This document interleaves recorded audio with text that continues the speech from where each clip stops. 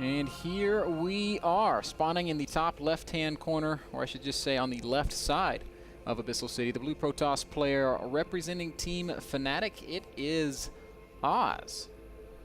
And his opponent over here on the right side, rocking the barcode, Johan Lucchesi. I think I'm saying that right. I would imagine Close enough. So. How else would you say it? Somewhere Moro is screaming right now. And tweeting about it. Yep, definitely. Stop bashing on Naniwa. Sorry, Moro, I just said his name wrong. It's Naniwa.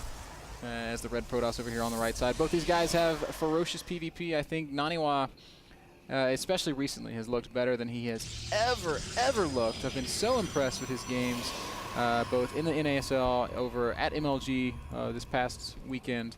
And I'm looking so forward to seeing him play more great StarCraft. He is on fire right now, and I do think that you could probably make an argument, maybe not for his recent results, but if you look at his recent games, I think Naniwa might be once again in that sort of top corner form. I think, Ben, you hit the nail on the head. It's not the results, it's the games. A lot of people criticized even Naniwa's results back when he was placing in GSL top 8. People were saying, well, you know, Naniwa, he's been getting lucky in his builds. He's been getting favorable matchups. He's getting away with playing greedy, and that's where MVP punished him the most, and that's why everyone said, you know, Naniwa, his play, he's winning games, but his play isn't stable. And when Naniwa finally even came out and said, I realize I'm not even playing that great of a style, I need to change it up myself, that's when I feel like Naniwa turned a huge corner. He's giving great interviews. He's conducting himself way better in terms of his mentality as well as his play. I think Naniwa in 2013, even coming to the close of this year, is going to be looking extremely scary. I think that's pretty well said there, Dan. We've got similar openings from each of these guys, also both opting for the early Zealot, which is telling. We often see players going for the fast Stalker builds. My personal favorite Stalker opening. Naniwa is already proxying a pylon in a really weird position. Oh my, and Oz actually went for an extremely quick gate and cybernetics core and saved up so much chrono boost. I feel like he's just going to 3-gate and really pressure Naniwa incredibly since he did delay his gas. At the same time, so is Naniwa. Yeah, he's delaying his second gas. Proxy, what is this going to be? I don't know. I really haven't seen this build. Yeah, I wanted to say it's going to be like a proxy Robo or maybe even a proxy Stargate, but he doesn't have the gas for something like that. Maybe just hides his gateways and looks like he's doing, I don't know. I'm actually really curious myself.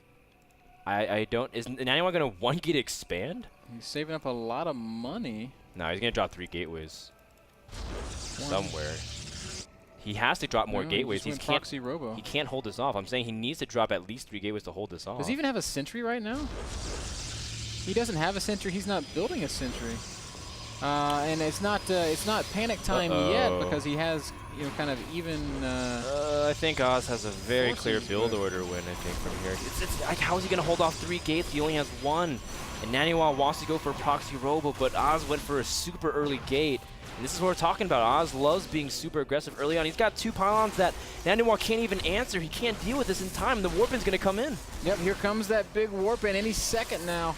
As maybe Oz wants to make it up on the high ground. Here comes the Stalker, and that is exactly what we're going to see. 3 Stalkers warped in up at the top of that ramp. Naniwa does not have the gates, and he's in big trouble going for the risky build on Abyssal City, and it might not be to his favor. Gateways do finish. Warp gate is happening. He is getting some nice hits off the Stalkers and does need to warp in those Stalkers or transform those gateways as soon as possible. But Naniwa, he does have a Robo that's sitting, basically sitting resources. He can't utilize it whatsoever. Now also going to work onto the probe count, warping in some units to trap it at the same time. Oz does also have another warp in ready if he wanted to, but he can't warp up on the high ground because he doesn't have vision. Naniwa does manage to deal with most of this, and a lot of probes have died. Both players even in supply, but Ben, what's the damage report? Well, Nani cleans it up with some serious damage taken, lost 5 workers. He comes out of it at a pretty real disadvantage, 16 probes to 22. Oz is going to continue warping in Zealots, but I think Naniwa is now at a place where he can defend. Ooh, nice warp in on the simulators. Fantastic warp in, blocks that 1 Zealot, buys Nani the time he needs to answer to that. And he's going to be all right here. And now my question becomes, are we going to see some sort of craziness with a Warp Prism? I don't really think we can, though, because Oz's units, and he's going to be able to keep up with the warp-in cycles. But Oz did get probed out this entire time. That's what the whole 3-gate pressure is designed to do. Get yourself way ahead, and you can transition into your own thing, depending on how you want to take it. But Naniwa has an incredible amount of gateways. He's got 4. And he has a robo that hasn't been scouted, so Oz may be feeling like he's way far ahead than he actually is. Sentries don't actually do anything against a Warp Prism. That is true. Warp Prism is completed, and Naniwa is crossing the map right now. Oz has no presence on the map. He does not know what he's playing against. He seems to have some pretty sick gamer senses, though. Look at his positioning right now. Is he anticipating this robo? Has he seen it? I don't know. Maybe he's... I don't know. Why would he be positioned here instead of at his ramp? There's no reason for him to be back here. Oz, how do you know? Unbelievably, he's going to pick off this Warp Prism before it's able to warp in. And he is, actually, no, Naniwa does slide past, and he will get the warp in up on the high ground. Stalker's going to come walking right up into the main base. Zealots will hack away at a couple of probes, but I do feel like Oz has more than enough to ultimately to deal with this. I am so confused how Oz knew that was going to happen. That was the sickest sixth sense I've seen in such a long time. Even the Warp Prism drops, and Naniwa, he looked like he was in a position to be able to pressure Oz beautifully, but instead, he is very far behind. Naniwa getting his second gas finally. He was making a Twilight Council, but he cancels it. He's going for double Stargate. Whoa. That's crazy as well. I have no idea what's going on. I don't understand. I mean, obviously Stargate is good against Robo, but how does he sustain double Stargate off of just 2 gases without expanding? I feel like Naniwa is going. I mean, at the same time, I can understand where he's coming from because he can't just play from behind. He can't just try to make robo units and then play Blink against a person that's have this strong of an economy and a person that's this much of an advantage army-wise. So maybe, just maybe, Naniwa is trying to swing for the fences, and something might happen here, Ben. But it's going to be a long climb up the hill. Oz's observer does finally spot the robotics of Naniwa, so he might not have been sure of it before, but now he knows exactly where it is and what it's up to. You know, I wonder, Dan, Oz's aggression, it was 3-gate pressure. He got there, he saw that the gateways weren't done yet. I mean, is that enough for him to just assume there's a robo-proxy somewhere? Actually, that's a great point, Ben. I didn't even really think about that. I think you're right in a sense. It says there's no way 4 gates are not done by now, especially since Naniwa did wait for a very long time for that robotics to finish off of 1 gas. I think Oz says there's something a little bit too suspicious. There has to be something coming in.